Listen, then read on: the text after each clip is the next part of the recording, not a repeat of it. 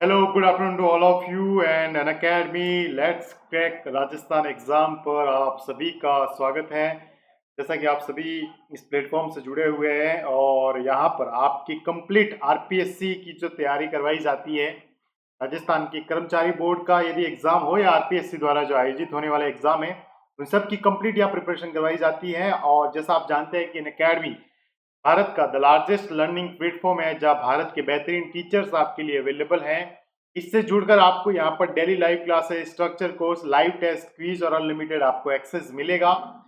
देखिए, इसके लिए आपको अन अकेडमी पर रजिस्टर करना होगा और रजिस्टर करने के लिए आपको अपने फोन में गूगल प्ले स्टोर होगा। उस गूगल प्ले स्टोर से आपको अन अकेडमी लर्निंग ऐप को डाउनलोड करना है। जब आप अन अकेडमी लर्निंग ऐप को अपने फोन से डाउनलोड करते हैं तो डाउनलोड कर इंस्टॉल करोगे तो आपके सामने कुछ ऐसा पेज ओपन होगा जिसमें आपको आरपीएससी पर क्लिक करना है। और आरपीएससी पर क्लिक करने के बाद में वहां पर गेट सब्सक्रिप्शन नाम का एक ग्रीन बटन होगा, उसे क्लिक करेंगे तो उसके सामने आप जब ये क्लिक करोगे तो उसमें 1 मंथ का कोर्स, 3 मंथ का कोर्स, 6 महीने के, 12 महीने का और 24 महीने का कोर्स जो है वो आपके सामने शो करेगा। लाइक कुछ ऐसा आएगा, ठीक है। 24 महीने का कोर्स आप देखिए कि 12 महीने के कोर्स और 24 महीने के कोर्स में 1200 रुपए, 1400 रुपए का फर्क है।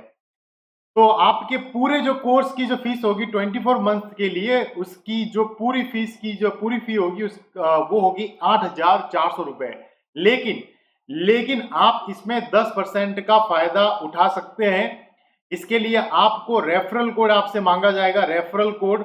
और रेफरल कोड में आप सुरेश 10 कोड यूज कीजिए, सुरेश 10 कोड यूज कीजिए। उससे फायदा ये होगा कि 8,400 रुपए का जो ये कोर्स है वो आपका कम होकर 7,560 रुपए का हो जाएगा। और 7,000 रुपए का कोर्स है वो आपका 6,300 रुपए का हो जाएगा। इसमें आपको 10% का मोटा मोटा डिस्काउंट मिल जाएगा, लेकिन आपको कोड यूज करना होगा सुरेश 10। एक चीज और बता दूं मैं आपको कि इस कोड से आप जब जुड़ोगे सुरेश 10 कोड से, तो उसमें आपको फिर किसी अन्य टीचर के कोर्स खरीदने की आवश्यकता आपके लिए नहीं होगी।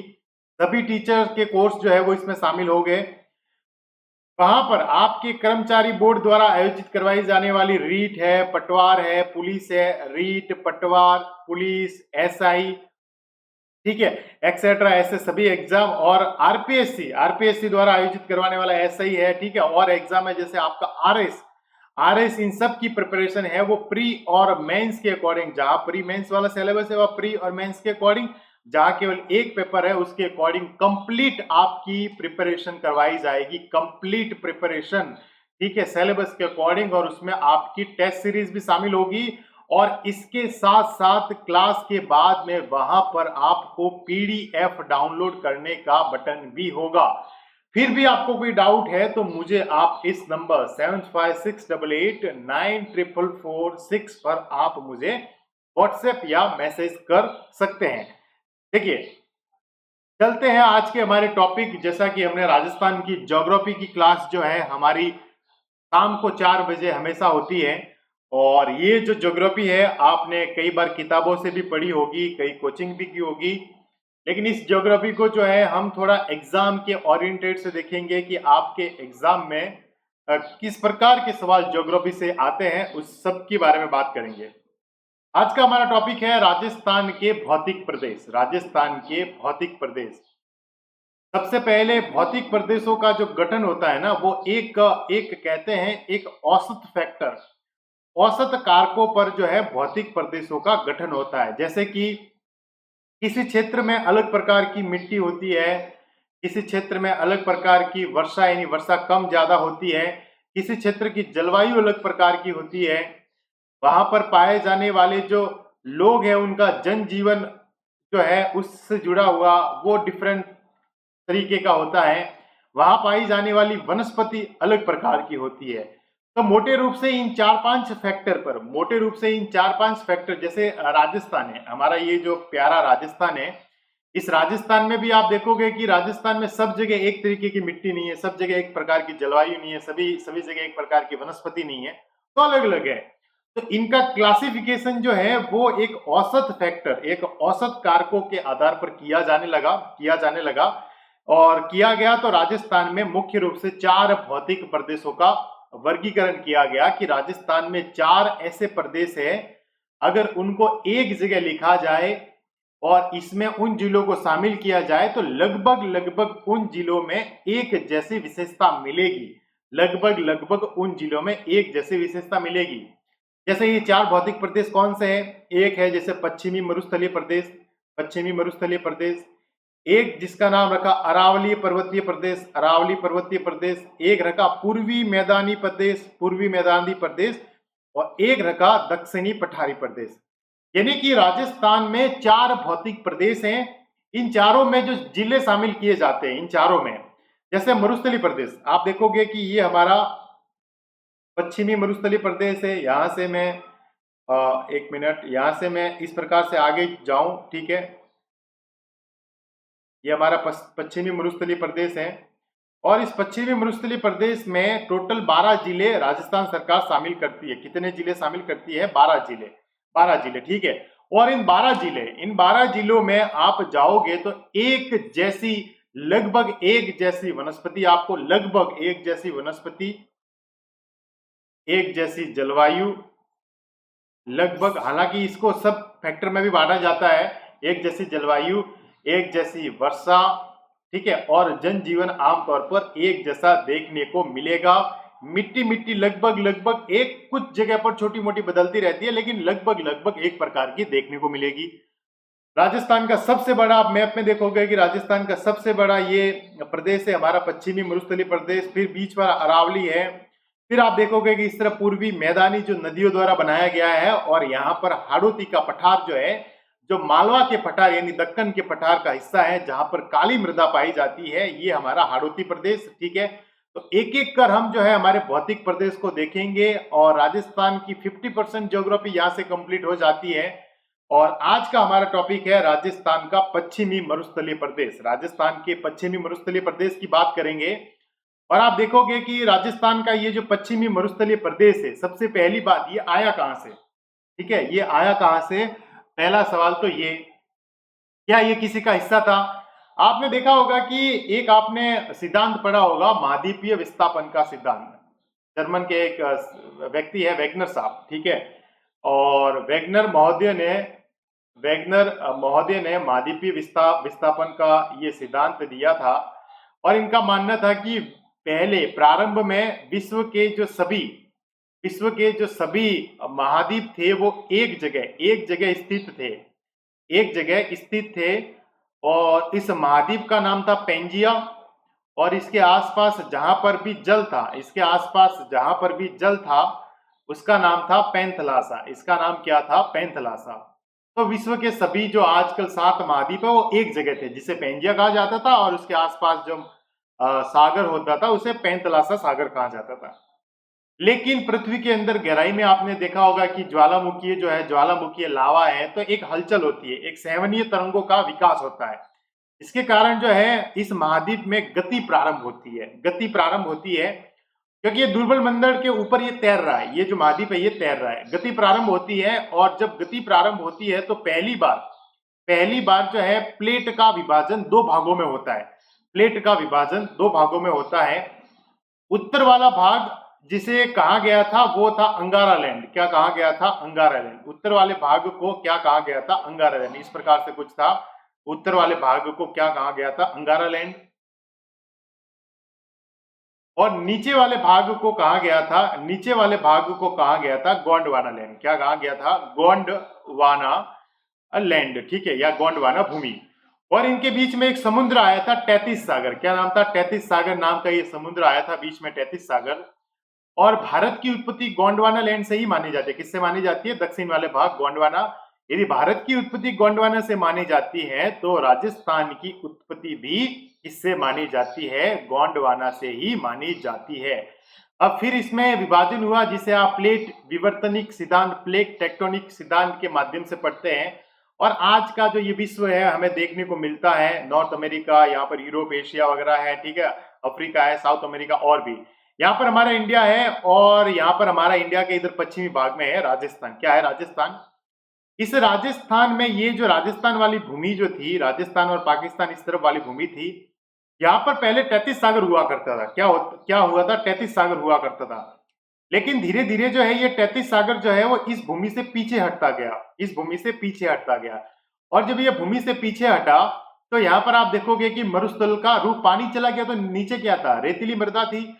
आज भी आप देखो रेतीली मृदा यहाँ तो मरुस्थल में देखने को मिलती है, या समुद्र के तट पर आप जाओगे वहां पर देखने को मिलती है। तो आप देखोगे कि ये जो है 33 सागर धीरे धीरे पीछे हटने लगा और ये भूमि खाली हो गई। और जब ये भूमि खाली होगी तो रेत थी, रेत के कारण क्या बना? ये रेगिस्तान बन गया, ये रेगिस्तान बन गया। और इसी रेगिस्तान को जिसे हम पश्चिमी मरुस्थलीय प्रदेश कहते हैं, और ये 33 सागर किसका अवशेष माना जाता है? 33 सागर का अवशेष माना जाता है। और ये जो 33 सागर जब पीछे हटा था तो इसी बीच में आप देखोगे कि ये जो अफ्रीका में जो रेगिस्तान बना, जिसे सारा मरुस्थल कहते हैं, जिसे वैज्ञानिक कहते हैं पोलियो या पेलियो आर्कटिक मरुस्थल कहते हैं, अफ्रीकी मरुस्थल, इसका हमारा पूर्वी विस्तार ये राजस्थान है। ठीक है, ये जो मरुस्थल है वो अफ्रीका से होता हुआ सऊदी अरब, इराक, ईरान, पाकिस्तान में चोलिस्तान कहते हैं, वहां से होता हुआ ये राजस्थान के भाग में आया है। ये हमारा पश्चिमी, जिसे हम कहते हैं थार का मरुस्थल, पाकिस्तान वाले लोग कहते हैं चोलिस्तान, ईरान वाले कहते हैं बाब अल दस्त और बाब अल मंबेद ये कहते हैं। ठीक है, सऊदी अरब में अलग कहते हैं और अफ्रीका में कहते हैं सारा। तो पहली बात तो ये कि 33 सागर का अवशेष है, और दूसरा ये किसका भाग है? द पेलियो आर्कटिक अफ्रीकी मरुस्थल का ये भाग है। ठीक है, एक चीज ये ध्यान में रखनी है। पाकिस्तान में इसे चोलिस्तान कहा जाता है और राजस्थान में मुख्य रूप से इसे थार का मरुस्थल या भारत में थार का मरुस्थल कहा जाता है। इसकी लंबाई देखोगे तो 640 किलोमीटर ये लंबा है, और इसकी चौड़ाई जो है वो लगभग 300 किलोमीटर के आसपास जो है ये चौड़ा है, और 640 किलोमीटर ये लंबा है। इसमें राजस्थान के कुल 12 जिले जिसमें बाड़मेर, जैसलमेर, बीकानेर, जोधपुर, पाली, जालोर, नागौर, सीकर, झुंझुनू, ठीक है, हनुमानगढ़ और गंगानगर, ये जो 12 जिले हैं यहाँ पर हमारा ये रेगिस्तान जो है विस्तारित है। ये देखोगे आप 12 जिले जो है यहाँ पर हमारा ये रेगिस्तान जो है पूरा विस्तारित है। ठीक है, जिसे हम थार का मरुस्थल कहते हैं, थार का मरुस्थल कहते हैं। और आप देखोगे कि इन 12 जिलों में ये जो पूरा एरिया है 12 जिलों वाला, ये जो पूरा एरिया मैं इस प्रकार से बांट दूं, ये देखो ये जो अरावली में बांट दूं इस प्रकार से, यहाँ पर मैं बांट दूं कि ये अरावली है। ठीक है, ये कौन सा भाग है? अरावली है। और अरावली के इस तरफ अरावली राजस्थान को 2 भागों में बांटती है। पश्चिमी मरुस्थल आप देखोगे कि यहाँ पर टोटल 12 जिले, कितने जिले हैं? 12 जिले। और राजस्थान के एरिया की बात करें तो राजस्थान का लगभग 61.11% प्रतिशत जो एरिया है वो इस थार के मरुस्थल के रूप में विस्तारित है। यानी राजस्थान का जो 3,42,000 वर्ग किलोमीटर का एरिया है उसमें से लगभग 2,09,142 वर्ग किलोमीटर का एरिया तो राजस्थान का रेगिस्तान है। ठीक है, लगभग 61.11% तो क्या है? राजस्थान का ये रेगिस्तानी भाग है, जहां पर राज्य की कुल 40% जनसंख्या निवास करती है। राजस्थान की कुल 40% जनसंख्या इस क्षेत्र में निवास करती है। और पूरे भारत में आप देखोगे, देखो वैसे तो थार का मरुस्थल माना जाता है कि थार का मरुस्थल जो है ना, एक चीज और बता दो कि थार का मरुस्थल केवल राजस्थान में नहीं है। ठीक है, थार का मरुस्थल जो है वो राजस्थान में है, गुजरात में है, हरियाणा में है और पंजाब में भी अवशेष माने गए। इसके 4 जिलों में ये पड़ता है। ठीक है, इसमें राजस्थान की बात कर रहे हैं तो राजस्थान का टोटल 61% जो एरिया है वो थार के मरुस्थल में है, जहां पर 40% जनसंख्या निवास करती है। और भारत के कुल जो है 142 जो डेजर्ट ब्लॉक है उसमें से 85 डेजर्ट ब्लॉक जो है वो राजस्थान में है, ये ध्यान में रखना है। ये जो है विश्व का सर्वाधिक जनसंख्या वाला मरुस्थल है, जहां पर विश्व की सर्वाधिक जैव विविधता भी पाई जाती है, और यहाँ पर सर्वाधिक जनसंख्या घनत्व भी है, सर्वाधिक जो है जनसंख्या घनत्व भी है, ये ध्यान में रखना है। लेकिन इसका ढाल देखोगे तो इसका ढाल जो है पूर्व से पश्चिम की ओर इसका ढाल है इस प्रकार से है, और उत्तर से दक्षिण की तरफ है। ठीक है, पूर्व से पश्चिम और उत्तर से दक्षिण की ओर इस मरुस्थल का ढाल जो है ये आपको ध्यान में रखना है। आगे बढ़े इस प्रदेश की यदि बात करें, हम जैसे इस प्रदेश की बात करें तो इस प्रदेश में आप देखोगे कि ये जो है हमारे 12 जिलों वाला ये थार का मरुस्थल है। यहाँ पर हम मिट्टी देखें, यहाँ पर मिट्टी है तो कौन सी मिट्टी है? रेतीली मृदा है, जिसके कण बहुत एक दूसरे से बहुत छोटे छोटे हैं और गठीली मृदा नहीं है, बिखरी हुई मृदा है। कैसे हाथ में लोगे और छोड़ दोगे तो बिखर जाएगी। तो यहाँ की आप मिट्टी देखोगे, मिट्टी देखोगे तो वो कैसी है? रेतीली है, रेतीली है, बलुई है और लवणीय है। लवण आप देखोगे कि NaCl सोडियम क्लोराइड की मात्रा बहुत ज्यादा है, जिसमें जैविक पदार्थों की कमी है और लवणता अधिक है। जैविक पदार्थ होंगे ही नहीं, वनस्पति है नहीं तो जैविक पदार्थ होंगे कहां से? ये 12 जिलों की हमारी जो मिट्टी है वो मुख्य रूप से आप देखोगे तो रेतीली मृदा है। ठीक है, यहाँ जो वर्षा देखने को मिलेगी वो 20 से 50 सेंटीमीटर के बीच में वर्षा होगी, जो बहुत ही कम है। ठीक है, 20 से 50 सेंटीमीटर के बीच में वर्षा होगी, जो बहुत ही कम है। कारण के रूप में कई प्रकार बताए जाते हैं। कारण में आपको कुछ बता दो कि राजस्थान के मरुस्थलीय भाग में वर्षा कम होने के कारण क्या है। जैसे एक दो चीज तो आपको पता है, लेकिन कुछ और चीजें क्लियर करवा लो। कि एक तो जैसे अपना ये राजस्थान है तो बीच में अरावली है, बीच में अरावली है। जब ये दक्षिण पश्चिम मानसून यहाँ से आता है, हिंद महासागर से होता हुआ यहाँ से आता है, तो यहाँ पर आप देखोगे कि यहाँ पर पश्चिमी घाट है भारत के और यहाँ पर पूर्वी घाट है। तो यहाँ से दो भागों में विभाजित हो जाता है। एक चला जाता है अरब सागर की शाखा की ओर, क्योंकि अरब सागर है, और एक जिसे कहते हैं बंगाल की खाड़ी की शाखा की ओर, बंगाल की खाड़ी की शाखा की ओर। ठीक है, खाड़ी की शाखा की ओर। अब ये वापिस जो शाखा है वो यहाँ हिमालय से टकराती है, यहाँ खूब बारिश करती है, फिर इसकी दिशा जो है इस तरफ हो जाती है, इसकी दिशा जो है इस तरफ हो जाती है। अरब सागर जो है इसकी एक जो शाखा है वो यहाँ से टकराती है, एक यहाँ पे टकराती है, और एक जो है कच्छ के रेगिस्तान से होते हुए राजस्थान में प्रवेश करती है। लेकिन राजस्थान में प्रवेश करते हुए वो चली जाती है हिमाचल प्रदेश में, और यहाँ पर जो है हिमालय से टकराती है। राजस्थान में बारिश जो है वो नाम मात्र की करती है, क्योंकि एक तो अरावली जो है वो इन पवनों के समानांतर दिशा में, यहाँ से भी ऐसे भी आती है तो यहाँ से ऐसे चली जाती है समानांतर दिशा में। दूसरा, जब ये देखिए, जब ये अगर बादल प्रवेश भी करते हैं तो यहाँ पर क्या है? रेगिस्तान है। इस भाग में क्या है? रेगिस्तान है, और रेगिस्तान के कारण यहाँ की जलवायु गर्म है। तो बादलों के बीच में जो पानी जो होता है ना, वो भी गर्म के कारण जो क्या होता है कि संतृप्त नहीं हो जाते, बादल असंतृप्त होते हैं। एग्जाम्पल के रूप में देखिए, पानी की बूंदे, बादलों में पानी की बूंदे है। ठीक है, एक कंसेप्ट समझाता हूं साइंस में। बादलों में क्या है? पानी की बूंदे है। ठीक है, पानी की बूंदे है। ये जो है छोटे छोटे कण है, ये नीचे तभी गिरेंगे जब ये जुड़कर थोड़े बड़े हो जाएंगे। जब ये जुड़कर जो है थोड़े बड़े हो जाएंगे तो इसमें भार आएगा, और भार होने के कारण गुरुत्वाकर्षण का बल लगेगा और ये जो है नीचे गिरेंगे, और हम कहते हैं बारिश।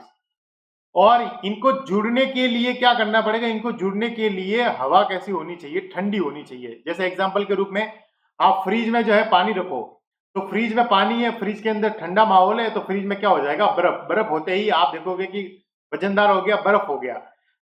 लेकिन आप गर्म रखो, लेकिन ये बादल जब राजस्थान में प्रवेश करते तो क्या हो जाता है? यहाँ पर गर्म हवा है, गर्म हवा होने के कारण ये जो कण है वो एक दूसरे से और ज्यादा दूर भागते हैं, जुड़ते नहीं है। जुड़ेंगे तो नीचे गिरेंगे। ठीक है, और जुड़ने के लिए ठंडे प्रदेश आप देखोगे कि राजस्थान में पहाड़ों में बारिश होती है, लेकिन मरुस्थल में कम होती है। पहाड़ों में बारिश क्यों होती है? क्योंकि पहाड़ों में जो है ठंडा माहौल होता है, इसके कारण जो है बूंदे एक दूसरे से जुड़ जाती है। तो इसे कहते हैं तापीय प्रतिलोमता। क्या कहते हैं? तापीय प्रतिलोमता। तो राजस्थान में कम वर्षा होने का एक कारण क्या है? तापीय प्रतिलोमता भी है।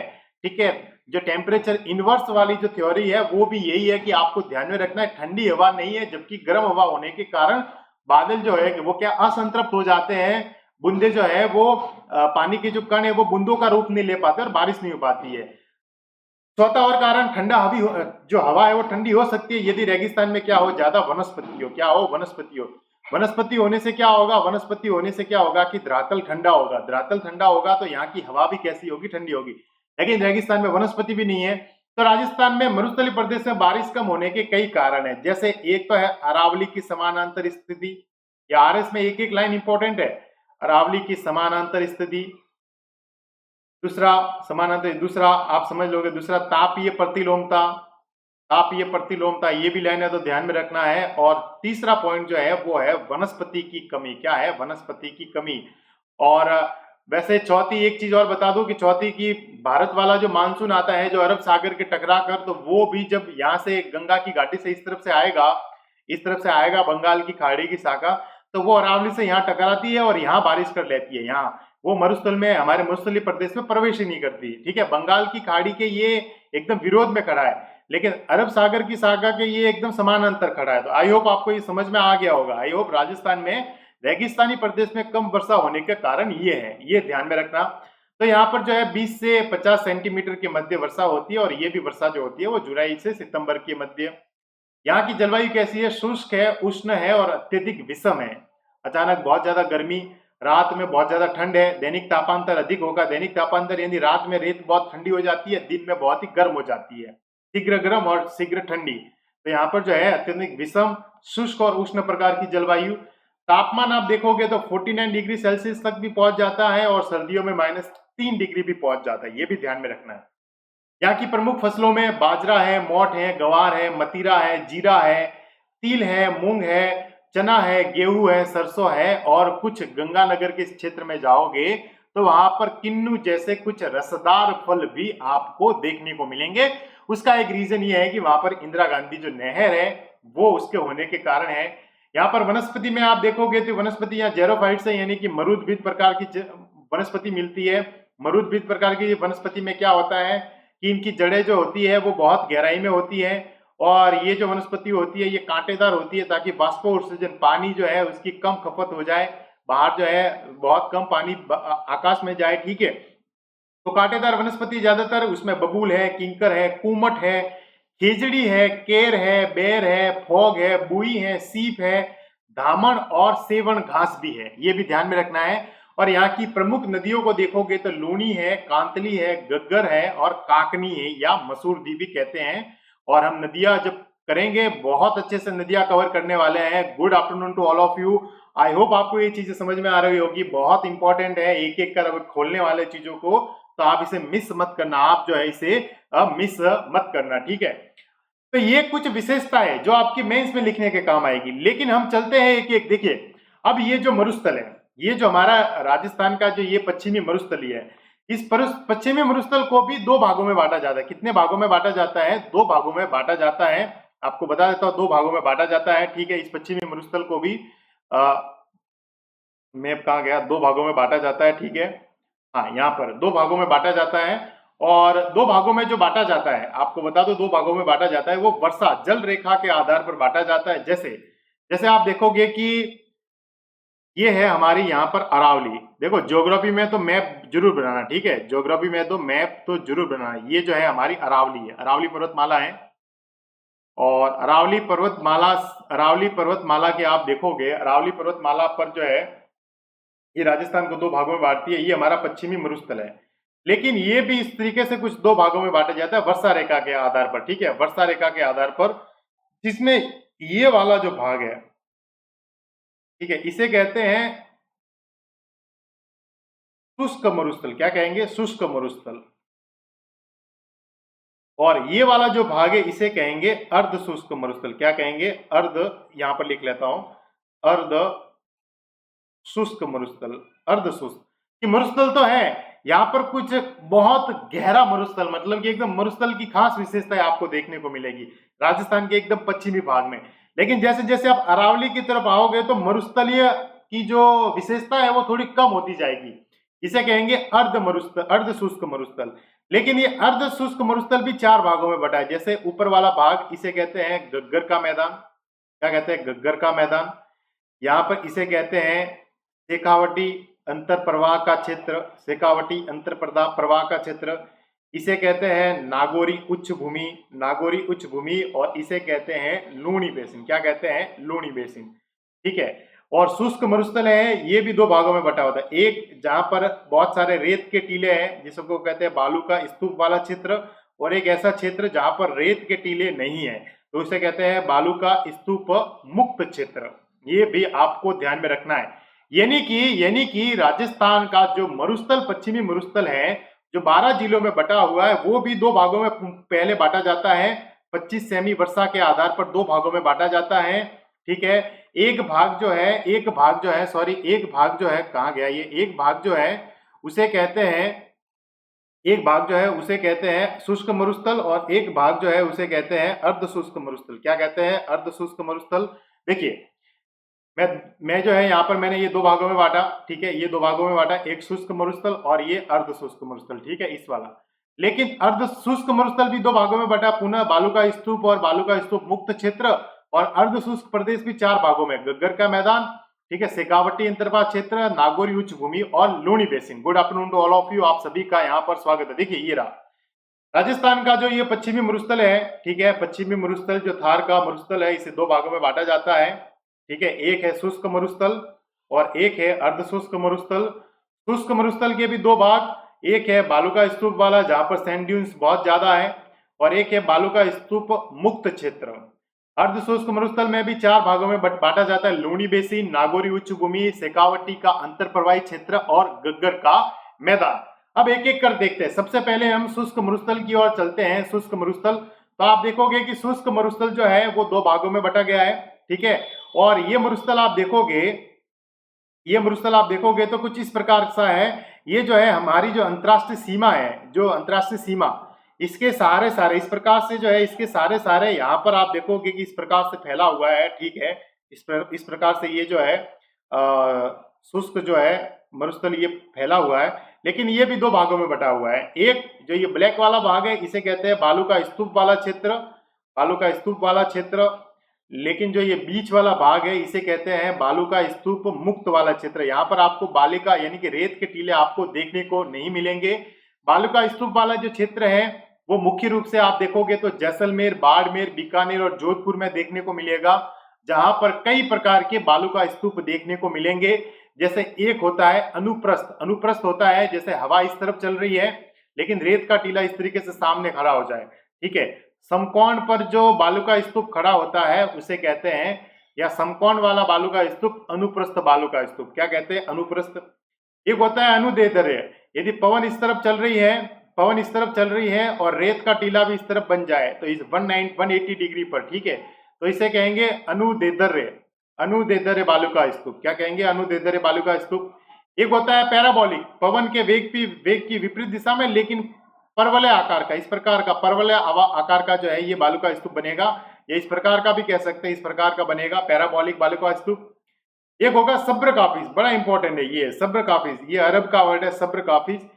जहां पर भी वनस्पति होगी, जहां पर भी वनस्पति होगी तो इस वनस्पति के जो आसपास में रेत इकट्ठी होकर यहाँ जो इकट्ठी हो जाएगी, और वनस्पति के आसपास जब एक रेत के टीले का जो है निर्माण होगा तो ऐसे रेत के टीलों को क्या कहेंगे, सब्र काफिज बालू का स्तूप, क्या कहेंगे, सब्र काफिज बालू का स्तूप। अगला है बरखान बालू का स्तूप, जिसे कहते हैं अर्ध चंद्राकार बालू का स्तूप भी कहते हैं। इस प्रकार से चंद्रमा पूर्ण होता है लेकिन ये जो बालू का स्तूप बनेगा वो इस प्रकार का अर्ध चंद्राकार बनेगा, अर्ध चंद्राकार बनेगा, ठीक है। तो इस प्रकार के बालू का स्तूप को क्या कहेंगे, बरखान भी कहते हैं, क्या कहते हैं, बरखान भी कहते हैं। और कुछ जो है लहरदार बालू का स्तूप बनते हैं, छोटी छोटी एकदम लहरदार, आप देखोगे कि आमतौर पर जो है इस प्रकार से छोटे छोटे जो है लहरदार बालू का स्तूप बनेंगे, और इन्हें कहते हैं उर्मिकाय बालू का स्तूप। तो जो हमारा पश्चिमी मरुस्थलीय प्रदेश है और जो शुष्क प्रदेश है उसमें जो बालू का स्तूप वाला क्षेत्र है उसमें अनुप्रस्थ बालू का स्तूप जो समकोण पर बनता है, अनुदैर्ध्य बालू का स्तूप जो पवन के वेग के समानांतर बनता है, एक है पैराबोलिक जो वेग के विपरीत लेकिन परवलय आकार का होता है, परवलय आकार का होता है, एक होता है सब्र कापिज बालू का स्तूप जो वनस्पति के आसपास जो ये बनता है, एक होता है बरखान जो आप देखोगे बरखान जो है वो अर्ध चंद्राकार बनता है, और उर्मिकाएं जो होती है वो लहरदार होती है, कैसी है, लहरदार। और कुछ जो जिन्हें सीप भी कहा जाता है, एग्जाम में आ सकता है, सीप क्या होता है कि पवनों के वेग के कारण लंबे बालू का स्तूप बनते हैं लेकिन इसके बीच में जो कटी आकृति या खाली जगह होती है उसे सीप कहते हैं, उसे जो है सीप कहते हैं। जैसे बालू का स्तूप बने लेकिन छोटी सी जगह खाली होगी और फिर एक बालू का स्तूप बना तो ये खाली जगह है, इसे सीप कहते हैं, क्या कहते हैं, सीप। लेकिन कई बार जो है बारिश के कारण जो है इस खाली जगह पर आप देखोगे तो पानी भर जाता है, तो जहां पर जो है अस्थायी झीलों का निर्माण बन जाता है, अस्थायी झीलों का निर्माण बन जाता है। जैसे जोधपुर में आप बाप कहते हैं, बाड़मेर में आप थोब कहते हैं, तो इन्हें कहते हैं टाट या रन। क्या है ये, टाट होती है या रन, अस्थायी जो है लवण युक्त झीलें जब इस सीप में पानी भर जाता है बारिश के समय तो इन्हें टाट या रन, जैसे जोधपुर में बाप कहते हैं और बाड़मेर में थोप भी कहते हैं। अब चलते हैं बालू का स्तूप वाला, बालू का स्तूप मुक्त क्षेत्र, ऐसा क्षेत्र जहां पर बालू का स्तूप है ही नहीं। ये देखिए ये वाला जो हमारा रीजन है जहां पर बालू का स्तूप आपको देखने को नहीं मिलेंगे, पथरीला मरुस्थल आपको देखने को मिलेगा, ठीक है। और इस प्रकार की जो ये शैलें हैं, इनका निर्माण जो हुआ है वो टर्सरी युग, ठीक है। टर्सरी युग जो है, इस समय यहाँ पर अवसादी शैलों का निर्माण हुआ है। अवसादी शैलें निर्माण जो होती है वो हमेशा वाटर एंड वनस्पति, जल व वनस्पति से मिलकर ये बनती है अवसादी शैलें। और इन अवसादी शैलों में हमेशा खनिज संसाधन बहुत ज्यादा मात्रा में मिलते हैं। और यहाँ पर चूना पत्थर की चट्टानें भी देखने को मिलती है। इसी क्षेत्र में थार का गढ़ा, जिसे आप चंदन नलकूप भी कहते हैं, चंदन नलकूप, थार का गढ़ा इसी जगह स्थित है। और आपने नाम सुना एक लाठी सीरीज प्रदेश। लाठी सीरीज प्रदेश क्या है, आपको एक चीज और बता दो। लाठी सीरीज प्रदेश जो है कि इस प्रदेश में जहां पर बालूका के स्तूप नहीं है, इस प्रदेश में आप देखोगे यहाँ पर इसके भूगर्भ में एक जल युक्त एक पट्टी मिलती है। एक जल युक्त क्या मिलती है, पट्टी मिलती है, जहाँ भूगर्भ में जल है। और इसे इसे कहते हैं लाठी सीरीज, ठीक है, लाठी सीरीज। और इस क्षेत्र में यदि नीचे जल का विस्तार है तो यहाँ पर जो है सेवन घास बहुत ज्यादा देखने को भी मिलती है। और सेवन घास में यहाँ पर आप देखोगे तो गोडावन भी खूब रहता है। और यहाँ पर इसी क्षेत्र में आपने नाम सुना होगा आकलवुड, आकलवुड फॉसिल पार्क, आकलवुड, या इसे कहते हैं राष्ट्रीय मरु उद्यान भी कहते हैं। वो राष्ट्रीय मरु उद्यान इस लाठी सीरीज वाले क्षेत्र में ही फैला हुआ है। और कौन से दो जिलों में फैला हुआ है, जैसलमेर और बाड़मेर में, जैसलमेर और बाड़मेर में। और यहाँ पर एक सांप भी खूब प्रचलित है जिसका नाम है पीवना सांप। आपने ये एग्जाम में पूछा भी गया था एक बार कांस्टेबल में, पीवना सांप, ठीक है। ये लाठी सीरीज वाला क्षेत्र विशेष रूप से पोखरण से मोहनगढ़ तक जो है ये फैला हुआ है, ठीक है। और यहाँ पर सेवन घास जो अत्यधिक पौष्टिक घास मानी जाती है वो मिलती है, ये भी आपको ध्यान में रखना है। और यहाँ से ये राजस्थान का एकमात्र राष्ट्रीय उद्यान है, राष्ट्रीय मरु उद्यान, जहां से इंदिरा गांधी नहर भी प्रभावित होती है। ये भी सवाल आए तो ध्यान में रखना कि राजस्थान का एकमात्र राष्ट्रीय उद्यान जहां से इंदिरा गांधी नहर प्रभावित होती है तो वो यही प्रदेश है, ये भी आप ध्यान में रखना। तो सबसे पहले जो हम कवर कर रहे हैं उसमें आप देखोगे कि मरुस्थलीय भाग कवर कर रहे हैं। मरुस्थल को भी हमने दो भागों में बांटा, एक है शुष्क मरुस्थल और एक है अर्ध शुष्क मरुस्थल। शुष्क मरुस्थल को हमने दो भागों में बांटा था, जिसमें बालू का स्तूप वाला क्षेत्र और बालू का स्तूप मुक्त क्षेत्र, ये हमने दोनों कवर किए। अब हम चलते हैं अर्ध शुष्क मरुस्थल की ओर। कहां पर चलते हैं, अर्ध शुष्क मरुस्थल की ओर, जिसके चार भाग है। लूणी बेसिन, क्या नाम है, लूणी बेसिन, नागौर की उच्च भूमि, शेखावटी का अंतर प्रवाही क्षेत्र और गग्गर प्रदेश। आई होप आपको समझ में आ रहा होगा। Good afternoon to all of you. मैं चैट बॉक्स में आपके लिए अवेलेबल हूँ। आपकी कोई भी क्वेरीज है आप मुझे पूछ सकते हैं, ये रिकॉर्डेड क्लास है। और अगर आप और भी कोई डाउट है तो आप मुझे इस नंबर 7568894446 पर आप मुझे व्हाट्सएप और मैसेज भी कर सकते हैं, ठीक है। चलते हैं अर्ध शुष्क प्रदेश की ओर। और आप देखिए अर्ध शुष्क प्रदेश जो है, देखिए ये वाला प्रदेश जो है ये शुष्क मरुस्थल है। कौन सा है, शुष्क मरुस्थल। और ये पूरा वाला जो प्रदेश है, एक चीज और बांट के बता दूं, हम पढ़ रहे हैं आज का राजस्थान का भौतिक प्रदेश जो हम कवर कर रहे हैं। और ये राजस्थान का भौतिक प्रदेश हमने सबसे पहले कवर किया जो है या कर रहे हैं, उसका नाम है पश्चिमी मरुस्थलीय प्रदेश। क्या नाम है, पश्चिमी मरुस्थलीय प्रदेश, जो इस प्रकार से विस्तृत है।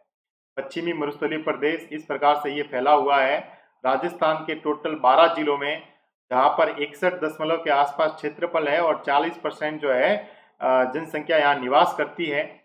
और यहाँ पर भी हमने इसे दो भागों में बांटा है। यहाँ पर भी हमने दो भागों में इसे बांटा है। और दो भाग कौन से हैं, एक जिसे हमने ये भाग दिया था, ये नाम दिया था, जिसे हमने कहा था शुष्क मरुस्थलीय प्रदेश। और इसे भी दो भागों में बांटा था, एक बालू का स्तूप वाला और एक बालू का स्तूप मुक्त वाला, ठीक है। अब चलते हैं अर्ध शुष्क मरुस्थलीय प्रदेश। और अर्ध शुष्क मरुस्थलीय प्रदेश जो है वो आपको ये वाला जो रीजन दिख रहा है, ये वाला इस तरफ के ये नीचे वाला जो ये रीजन दिख रहा है, ये राजस्थान का अर्ध शुष्क मरुस्थलीय प्रदेश है। लेकिन ये भी चार भागों में बटा हुआ, कितने भागों में, चार भागों में बटा हुआ है। जिसमें ऊपर गग्गर का मैदान, ठीक है, ऊपर जो है ये गग्गर का मैदान, ठीक है, गग्गर का मैदान। फिर आप देखोगे ऊपर जो है ये गग्गर का मैदान, ये आप देखोगे तो यहाँ पर, ठीक है, कांतली नदी बहती है, शेखावटी प्रदेश तो इसे कहते हैं शेखावटी उत्तर प्रवाह क्षेत्र। यहाँ पर आप देखोगे तो नागौर की उच्च भूमि है, इसे कहेंगे नागोरी उच्च भूमि। और सबसे नीचे जो ये वाला रीजन है इसे कहते हैं लूनी बेसिन। क्या कहते हैं? लूनी बेसिन। एक एक कर हम देखते हैं। देखिए लूनी बेसिन, लूनी बेसिन के बारे में हम बात करें सबसे पहले आपको पता होना चाहिए कि लूनी जो है, लूनी नदी आप देखोगे तो यहाँ पर है अरावली। कौन सी पर्वतमाला है? यहाँ पर है अरावली। अरावली, ठीक है, अरावली पर्वतमाला है ये। और अरावली पर्वतमाला में यहाँ पर एक अजमेर में एक पर्वत है जो अरावली का ही भाग है, जिसे कहते हैं नाग पहाड़। क्या कहते हैं? नाग पहाड़। और नाग पहाड़ से दो जलधाराएं निकलती है, सागरमती और सरस्वती। सागरमती और सरस्वती। और ये अजमेर में गोविंदगढ़ में ये मिलती है अजमेर के। और वहां से गोविंदगढ़ से इसे क्या कहा जाता है? लूनी बेसिन। क्या कहा जाता है? लूनी नदी कहा जाता है। और लूनी नदी राजस्थान में प्रवाहित होते हुए आगे जो है कच्छ के रण में, आगे जो है यहाँ पर कच्छ के रण में जो है यहाँ विलुप्त हो जाती है। क्या हो जाती है? यहाँ विलुप्त हो जाती है। यानी कि लूनी नदी जो है वो राजस्थान और गुजरात में प्रवाहित होती है, राजस्थान और गुजरात में प्रवाहित होती है। लेकिन ये जो है राजस्थान के 6 जिलों से प्रवाहित होती है। कहां से? 6 जिलों से। सबसे पहला यहाँ पर आप 6 जिलों में मैं बात बताऊं तो एक है अजमेर, फिर जाती है वो नागौर में, नागौर से प्रवेश करती है वो जोधपुर में, जोधपुर से प्रवेश करती है वो पाली में, पाली से प्रवेश करती है वो जालोर में, और जालोर से प्रवेश करती है वो बाड़मेर में, और बाड़मेर से होते हुए गुजरात में। 6 जिलों में प्रवेश करती है। तो लूनी बेसिन जो है वो मुख्य रूप से इन 6 जिलों में है। सॉरी, पूरे रूप में तो 6 जिलों में है, लेकिन मुख्य रूप से इन 3 जिलों में ही देखने को मिलेगा। ठीक है, जोधपुर, जालोर और ये बाड़मेर वाला रीजन है, यहाँ पर जो है लूनी नदी का जो विस्तार है वो थोड़ा ज्यादा है। ठीक है, तो इसे कहते हैं लूनी बेसिन। और ये अर्ध शुष्क प्रदेश में, कहां पर है? अर्ध शुष्क प्रदेश में। और विशेष रूप से आप देखिए कि ये जालोर, पाली और बाड़मेर में आपको देखने को मिलेगी, जिसे गौडवाड़ प्रदेश के नाम से भी जाना जाता है। और इस प्रदेश में बाड़मेर में मोक्कलसर से सिवाना तक जो है यहाँ पर एक गोलाकार पहाड़ी भी देखने को मिलेगी। बहुत ज्यादा लंबी गोलाकार पहाड़ी है, जिसे छप्पन की पहाड़ियां भी कहते हैं। छप्पन की पहाड़ियां भी कहते हैं। ठीक है, छप्पन की पहाड़ियां भी कहते हैं। देखिए छप्पन का मैदान जो है बांसवाड़ा वाले रीजन में है, लेकिन छप्पन की पहाड़ियां जो है वो सिवाना, बाड़मेर वाले रीजन में है। और छप्पन की पहाड़ियों में ही कुछ छोटी छोटी पहाड़ियां है, जैसे आपने नाम सुना होगा एक नाकोड़ा पर्वत, एक आपने नाम सुना होगा हल्देश्वर की पहाड़ी।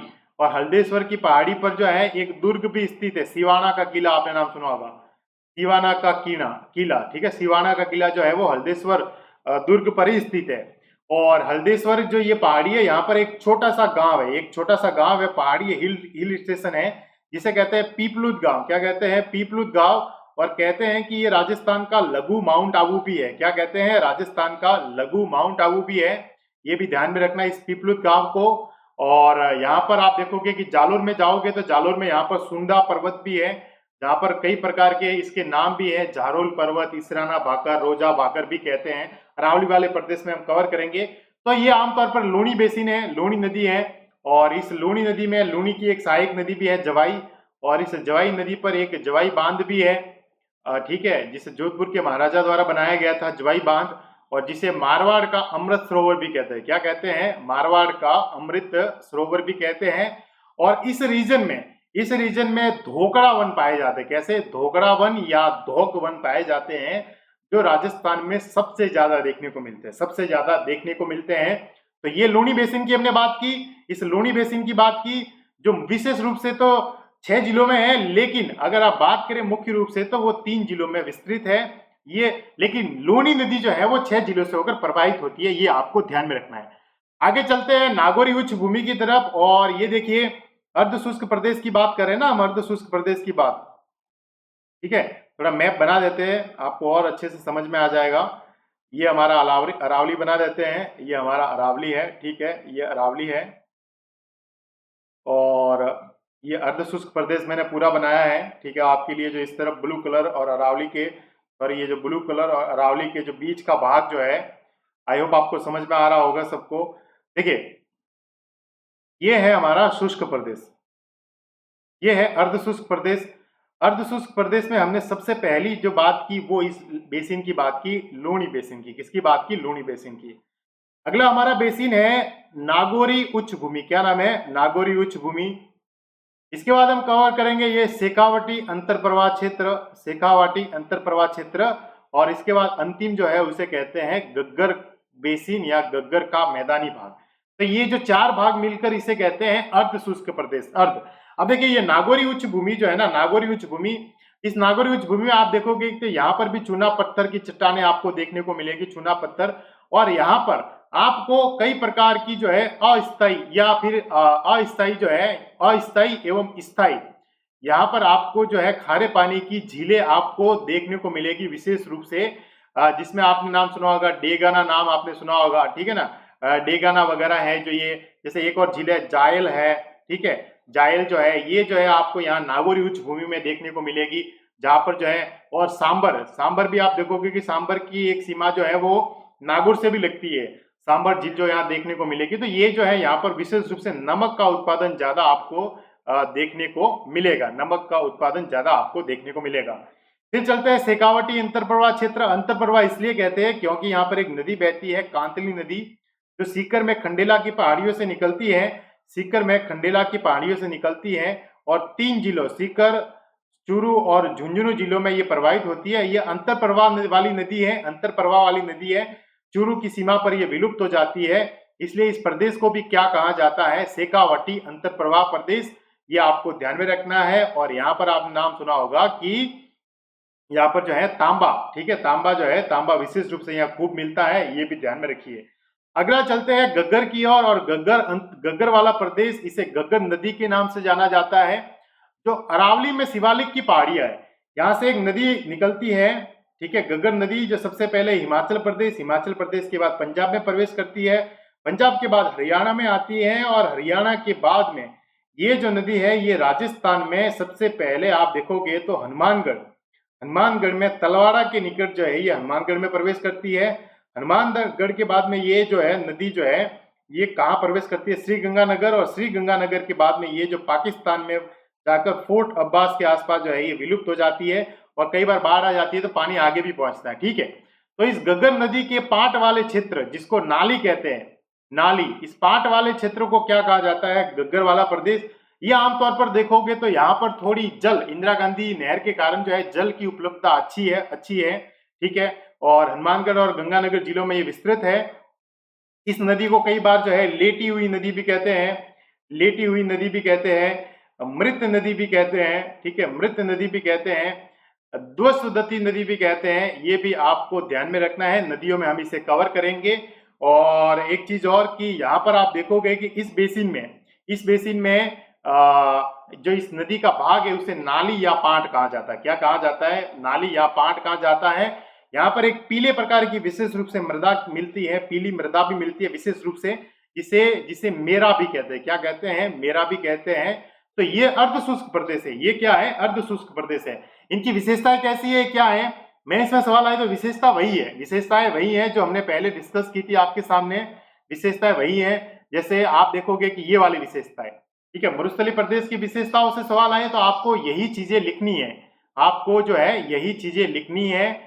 और बाकी हमने जो है स्पेशल आपको इस तरीके से हमने कवर किया। अभी आगे और है, थोड़ा देख लेते हैं, ठीक है, आगे और है। अब देखिए, ये तो अपने भौतिक प्रदेश के आधार पर मरुस्थल को हमने पढ़ा, लेकिन यदि मरुस्थल को मरुस्थल के प्रकार से ही बांटे, ठीक है, कई बार यहां से भी सवाल आए, यदि मरुस्थल को मरुस्थल के प्रकार से ही बांटे तो जो ज्योग्राफी मानने वाले लोग हैं, जो भूगोल के वेत्ता जो हैं, वो मरुस्थल को 4 भागों में बांटते हैं। एक कहते हैं महान मरुस्थल, एक कहते हैं चट्टानी मरुस्थल, एक कहते हैं पथरीला मरुस्थल, और एक होता है लघु मरुस्थल।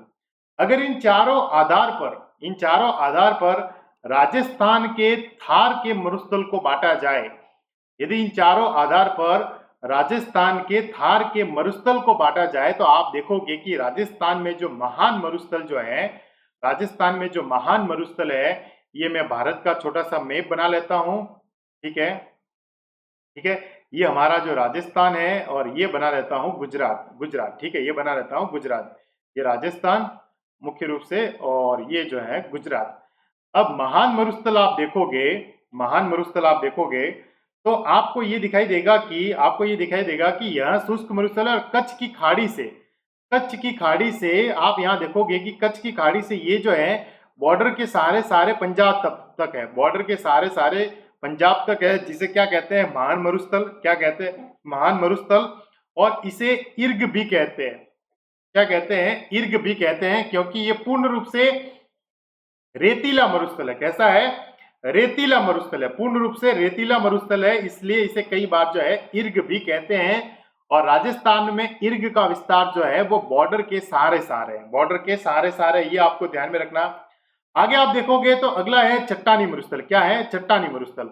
और आप देखोगे कि चट्टानी मरुस्थल जो है वो जैसलमेर के पोखरण, रामगढ़, बाड़मेर तथा जालोर के मध्य विस्तार है। आप देखोगे कि यहाँ पर हमारा जैसलमेर, पोखरण और ये जो जालोर वाला जो भाग है, यहाँ पर आप देखोगे तो ये कौन सा मरुस्थल आपको दिखाई देगा? ये जो मरुस्थल दिखाई देगा वो है चट्टानी मरुस्थल। ठीक है, चट्टानी मरुस्थल। और इसे इसे हमादा के नाम से भी जाना जाता है। क्या कहा जाता है? हमादा। हमादा यानी ऐसा मरुस्थल जो चट्टानी हो। कैसा हो? चट्टानी। अब तीसरा आप देखोगे, तीसरा तो उसे कहते हैं पथरीला मरुस्थल। क्या कहेंगे? पथरीला मरुस्थल। पथरीला मरुस्थल। और पथरीला मरुस्थल जो है राजस्थान में विशेष रूप से जैसलमेर के रुद्रवा और रामगढ़ में, जैसलमेर के रुद्रवा और रामगढ़ में पथरीला मरुस्थल देखने को मिलेगा। ऐसे यहाँ पर मैं ऐसे ही बना रहता हूँ आपको। ठीक है, पथरीला मरुस्थल जैसलमेर के रुद्रवा और रामगढ़ में देखने को मिलेगा। और इस पथरीले मरुस्थल को रेग कहा जाता है। क्या कहा जाता है? रेग। बहुत इंपॉर्टेंट सवाल है ये। इर्ग क्या है? इर्ग है रेतीला मरुस्थल। हमादा क्या है? हमादा जो है वो है चट्टानी मरुस्थल। क्या है? चट्टानी मरुस्थल। रेग क्या है? रेग जो है वो पथरीला मरुस्थल। ये भी आपको ध्यान में रखना है। रेग कहाँ मिलेगा? जैसलमेर के रुद्रवा और रामगढ़ में। लघु मरुस्थल जो है वो, लघु मरुस्थल जो है वो कच्छ के रण से बीकानेर के महान रेगिस्तान जो है वहां तक जो फैला हुआ है, इसे राजस्थान का लघु मरुस्थल भी कहते हैं।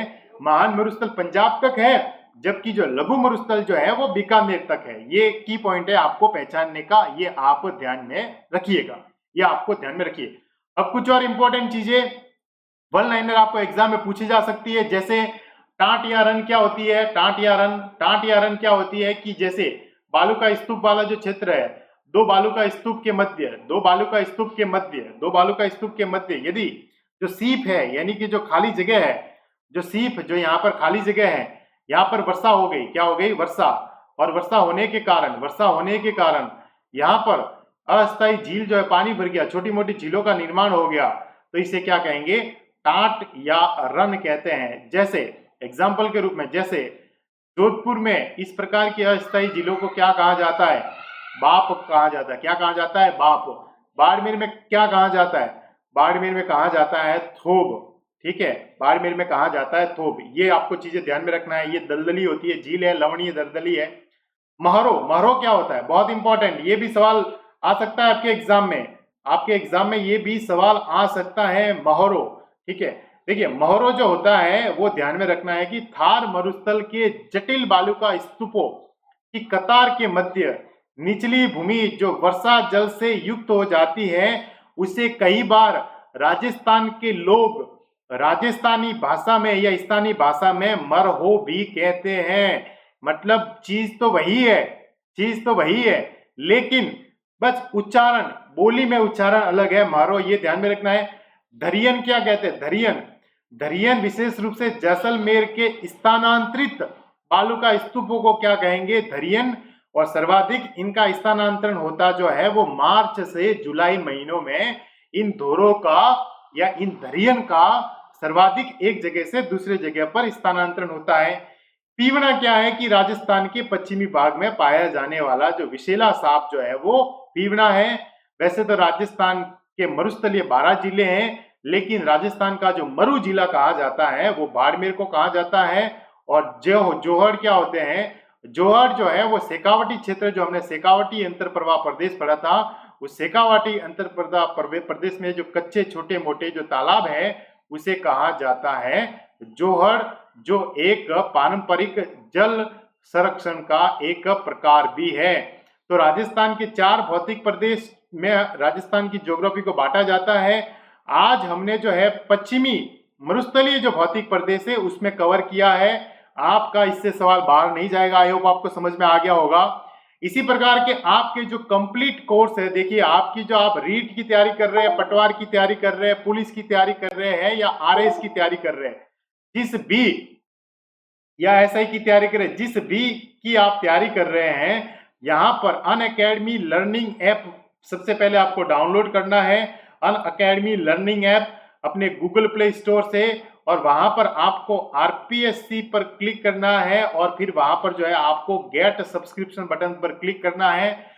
यहाँ पर पूरे आपको सिलेबस के अकॉर्डिंग जो है आपका कोर्स मिलेगा, इसके साथ आपको नोट्स मिलेंगे, आपकी जो टेस्ट सीरीज शामिल होगी, और एक चीज और, आपको 10%, देखिए आपके पूरे कोर्स की जो फीस होगी वो मात्र 8,400 रुपए होगी, मात्र 8,400 रुपए।